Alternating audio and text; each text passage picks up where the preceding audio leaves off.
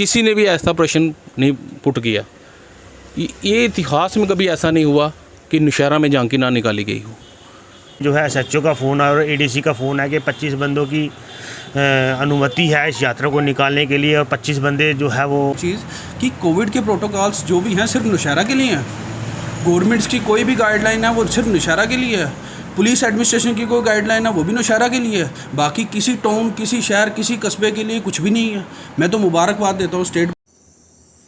एक सवाल जो नौशहरा के हर व्यक्ति के दिल में, दिमाग में था, वो आज जम्मू परिवर्तन ने लोगों से पूछने की कोशिश की कि आखिरकार नौशहरा में जन्माष्टमी के महोत्सव पे शोभा यात्रा जो है रघुनाथ बाज़ार और रघुनाथ मंदिर से जो निकलती थी वो इस बार क्यों नहीं निकाली गई।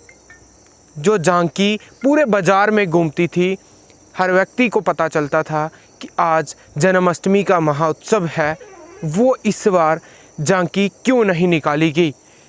जब इस चीज़ पे हमने बातचीत करना चाहिए कुछ दुकानदारों से, उन्होंने क्या कहा इस सब पे, आइए सुनते हैं। क्या कहेंगे इसको लेकर? कुलदीप जी, पहले तो मैं आपका धन्यवाद करता हूँ कि मैं भी सोच रहा था कि किसी ने भी ऐसा प्रश्न नहीं पुट किया। ये इतिहास में कभी ऐसा नहीं हुआ कि नौशहरा में झांकी ना निकाली गई हो। मैं खुद काफ़ी कंफ्यूज हूँ कि इस बार ऐसा क्या हो गया कि नौशहरा में झांकी नहीं निकाली गई। मैं 2 दिन पहले ही सनातन धर्म सभा के प्रेसिडेंट का इंटरव्यू सुन रहा था। वो कह रहे थे कि हम SOP का पालन करेंगे। हम भी चाहते हैं, हम भी लॉ अबाइडिंग लोग हैं, हम भी SOP का पालन करना चाहते हैं। झांकी जो है, झांकी में भी झांकी निकाल के भी SOP का पालन हो सकता था। यहाँ पे कोई हज़ारों की भीड़ तो होती नहीं है झांकियों में। आगे भी हर साल झांकी निकलती हैं, 20-50 लोग होते हैं। परंपरा एक काफ़ी पुरानी चल रही थी, उसको हमारी भी यही थी कि झांकी निकाली जाएगी तो SOP का सभी पालन करेंगे। तो इस बार मैं खुद कंफ्यूज था। SOP का पालन ये तो नहीं ना है कि SOP का पालन सिर्फ नौशहरा के लोगों ने करना है। हम भी कहते हैं कि SOP का पालन करो। सुंदरमनी में झांकी निकाली गई, बरेली निकाली गई। इवन की इतिहास में कभी ऐसा नहीं हुआ कि श्रीनगर में झांकी निकाली जाए। इस बार 32 सालों बाद श्रीनगर में भी झांकी निकाली गई। 32 सालों बाद अगर झांकी श्रीनगर में भी निकाली जा सकती है तो नौशहरा में ये परंपरा क्यों बंद हो रही है? पहले तो रामला बंद हो गई, अब झांकी भी बंद हो रही है। मैं कहता हूँ हम कहाँ से सनातनी हैं? हम सनातन धर्म को मानने वाले लोग हैं। तो ऐसी ये चीज़ें होंगी तो सनातन धर्म को मानना कैसे हम लोग मानेंगे कि हम सनातनी हैं? मैं ये क्वेश्चन पुट जरूर आपने किया, अच्छा किया क्वेश्चन पुट। मैं भी यही कहता हूँ कि ये सवाल उठना चाहिए कि हम लोगों ने क्यों नहीं इस बार झांकी निकाली। अगर सके हज़ारों लोगों जो नौशहरा वासी हैं उनकी सेंटिमेंट्स हर्ट हुए इससे। मैं भी कहता हूँ कोई जवाब दे हमें, प्रेसिडेंट सनातन सभा हमें जवाब दे कि क्यों नहीं निकाली। SOP पालन करना कोई हमारा कर्तव्य नहीं, सिर्फ सारी जगह हर इलाके में झांकी निकालेगी। नौशहरा में भी झांकी निकाली चाहिए थी। संकट की बात कहें तो पीछे वो एक बहुत बड़ी चेन है जो हमारे पास है कि हम बता सकते हैं। जैसे कि हमारे यहाँ पे नौशहरा में बहुत अच्छा एक रामलीला का फंक्शन होता था। हमारे 6-7 दिन से बचपन से हम देखते आ रहे थे। तो पता नहीं किन कारणों से, किन वजह से वो आस्ता करते हुए वो चीज़ हमारी यहाँ पे बिल्कुल ख़त्म हो चुकी है। तो उसी तरह उसी कड़ी पे मैं लेते हुए आज देख रहा हूँ कि ये भी आज एक नई शुरुआत हो गई कि हमारा जो हम कृष्ण जन्माष्टमी, हमारा जो भगवान कृष्ण जी का जन्मदिन है जो हम सेलिब्रेट करते थे यहाँ पे, हमारा पिछले हज़ारों साल से हमारे नौशहरा में ये परंपरा है। और हमारे जो हमारा प्राचीन रघुनाथ मंदिर है वहाँ पे हम बड़े हर्षोल्लास से सारे नौशहरा वासी, हमारे अड़ोस पड़ोस के गाँव सारे मिलकर बहुत अच्छे तरीके से सेलिब्रेट करते थे। इस बार चलो हमें कहा गया कि सुनने में आया कि एक कोविड के प्रोटोकॉल था। तो क्या मुझे समझ नहीं आती है ये चीज़ कि कोविड के प्रोटोकॉल्स जो भी हैं सिर्फ नौशहरा के लिए हैं। गवर्नमेंट्स की कोई भी गाइडलाइन है वो सिर्फ नौशहरा के लिए है। पुलिस एडमिनिस्ट्रेशन की कोई गाइडलाइन है वो भी नौशहरा के लिए है। बाकी किसी टाउन, किसी शहर, किसी कस्बे के लिए कुछ भी नहीं है। मैं तो मुबारकबाद देता हूँ स्टेट गवर्नमेंट को जिन्होंने पिछले 30 साल के बाद श्रीनगर लाल चौक पे जो हमारी कृष्ण जन्माष्टमी की झांकी निकली है उसको अलाउ किया। ये बहुत सराहनीय वाली बात है। जम्मू में देखिए आप, सुंदरबनी में देखिए आप, रजौरी में देखिए आप, कितने सारे टाउन्स, और हाँ इवन कि नौशहरा के एडजाइनिंग जो 2-3 किलोमीटर आउटर स्कर्ट में जितने सारे गांव हैं, हमारे छोटे छोटे हमारे विलेजेस, पंचायतीज़ हैं, सब में मतलब कि हमारी ये बड़े हर्षोल्लास से सेलिब्रेट किया गया। बट अब बड़ा दुख से कहना चाह रहा हूँ कि यहाँ पे नौशहरा में पता नहीं क्या दिक्कत है, किसको दिक्कत है, हमें कुछ इसके बारे में अभी तक कुछ पता नहीं है। काफ़ी सारे लोगों ने हमें कोई रीज़न पूछे हैं कि इसके पीछे, हम भी रीज़न आइडेंटिफाई करने की कोशिश कर रहे हैं कि क्या रीज़न रहा, किस वजह से। तो एक्सक्यूज़ फ़िलहाल यही सुनने में आया मीडिया में, जैसे देखा है हमने कि भाई कोविड प्रोटोकॉल्स। तो मुझे ये चीज़ समझ नहीं आया कि हम कोविड के प्रोटोकॉल्स के दायरे में रह के भी तो हम सेलिब्रेट कर सकते थे। अगर कोई रिस्ट्रिक्शंस थी कि हमें कोई एक पर्टिकुलर फिगर थी कि हम 50 बंदे या 100 बंदे के साथ हमने सेलिब्रेट करना, तो हम कोशिश कर सकते थे कि 50 से 100 के अंदर दायरे में हम ये चीज़ करें। मैं आपके माध्यम से अपने नौशहरा वासियों को यही रिक्वेस्ट करूँगा कि अपने एरिया के बारे में सोचिए, अपने संस्कृति के बारे में सोचिए, अपना पिछला पूरा पास जो आपने पिछले 70 साल में आपने देखा है कि नौशहरा कैसे यूनाइट होकर रहा है, उसको देखिए और उसको आज के साथ कंपैरिजन करिए।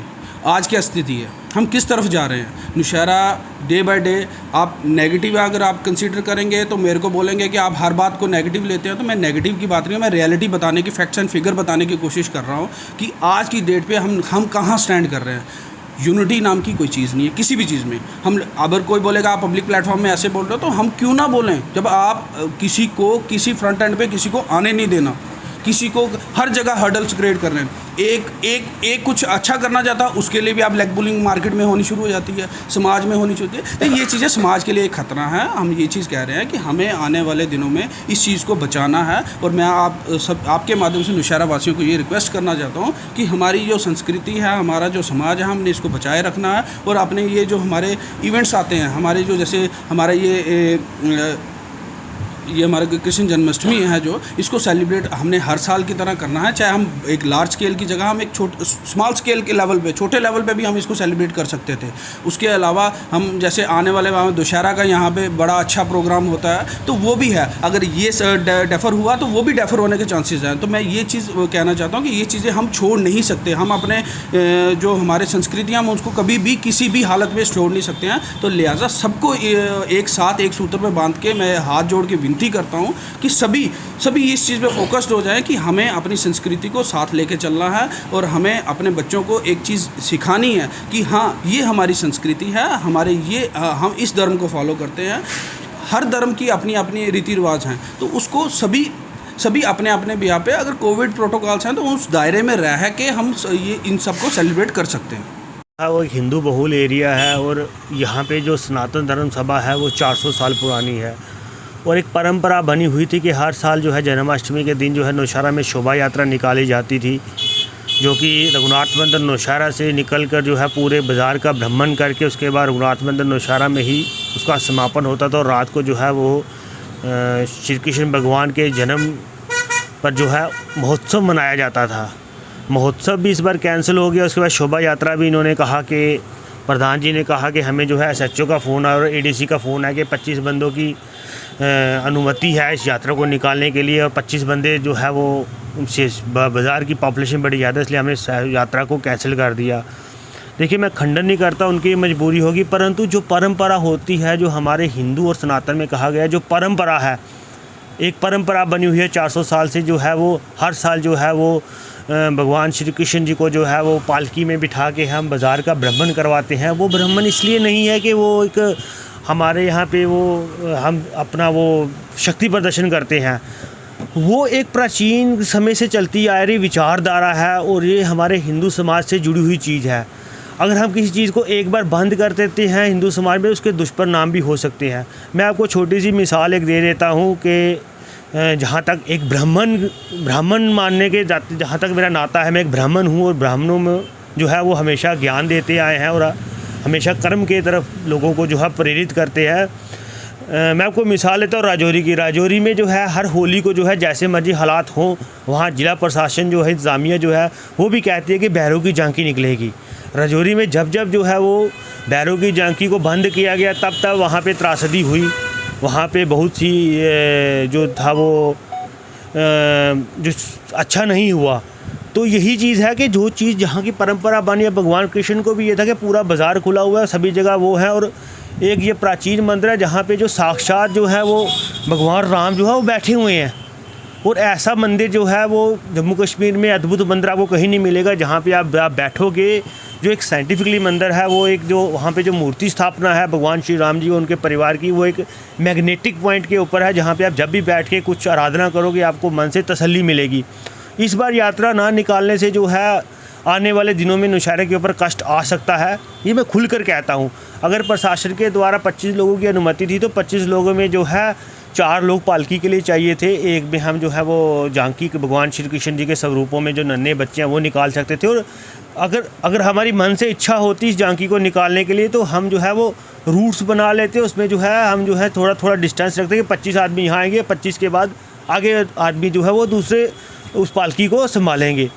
अब देखिए, नौशहरा एक सिटी है जिसकी पहचान है जन्माष्टमी के लिए। यहाँ पे 7 दिन का महोत्सव होता है और काफ़ी दिनों से, काफ़ी वर्षों से ये मनाया जा रही है, परंपरा बनी हुई है। हमारी नौशहरा की पहचान और नौशहरा की विरासत है शोभा यात्रा। अब कालाकोट में शोभा यात्रा निकाली जा रही है, सुंदरबनी में निकाली जा रही है, राजल से भव्य शोभा यात्रा निकलती है, लंबेड़ी में निकलती है, कालाकोट में निकलती है, राजल में निकलती है। और सबसे बड़ी बात बताऊँ मैं कि श्रीनगर के लाल चौक में अगर वो भगवान श्री कृष्ण जी की जो है वो शोभा यात्रा निकाली जा सकती है, तो नौशहरा में ऐसी क्या परिस्थितियाँ हुई, ऐसा क्या हो गया कि जो है ये एक परंपरा को बंद कर गई है जो कि विनाश की तरफ हमें लेकर जाएगी। हम हिंदुओं को मानने, हिंदू देवी देवताओं को मानने वाले लोग हैं। अगर रात को जो है मंदिर में कार्यक्रम हो सकता है, हर जगह पर कार्यक्रम हो रहा है, वहाँ पे 100 से 200 की गैदरिंग है, तो क्या 25 आदमी की जगह, ये मन की बात होती है कुलदीप जी। अगर मन में दृढ़ निश्चय हो कि हम भगवान के प्रति समर्पित हैं, हम अपने समाज के प्रति समर्पित हैं, तो ऐसी बात नहीं है। 25 लोगों में भी हम निकाल सकते थे। हम प्रशासन के जो आदेश था उसका भी पालन कर लेते और अपनी जो परंपरा, अपनी जो विरासत है वो भी हमारी चलती रहती। ऐसा है, सबसे पहले जो है मैं एक बात बोलूँ, हम लोग हिंदू बहुल एरिया में रहते हैं, ठीक है, जहाँ पे आपसी प्यार था। जन्माष्टमी के दिन जहाँ हिंदुओं का शोभा यात्रा निकाली थी, वहाँ मुस्लिम समुदाय के लोग भी आते थे, सिख समुदाय के लोग भी आते थे, सभी लोगों के समुदाय के लोग यहाँ पे आते थे। सबसे पहले हमारी विरासत का पतन हुआ कि नौशहरा में जो रामलीला थी, वो रामलीला जो है वो काफ़ी दशकों से जो है वो की जाती थी। और उसके बाद रासलीला भी होती थी ठाकर द्वारा में। तो अभी जो है हम जो अपनी विरासत है, अपनी धरोहर थी नौशहरा की, जिसकी पहचान पूरे जम्मू कश्मीर क्या पूरे विश्व में थी कि नौशहरा एक ऐसा एरिया है जहाँ पे जो है वो आज भी जो है लोगों ने अपनी विरासत को संभाल के रखा हुआ है। सबसे पहले यहाँ पे जो है वो रामलीला बंद हुई, ठीक है। उसके बाद जो है इस बार जो है वो शोभा यात्रा भी नहीं निकाली गई। तो ये चीज़ें जो एक बार बंद हो जाए फिर इनको दोबारा ट्रैक पे लाना बड़ा मुश्किल होता है कुलदीप जी। तो ये मैं सीधे कहता हूँ कि हमारे सनातन का जो है एक किस्म से ये पतन करने की कोशिश की गई है।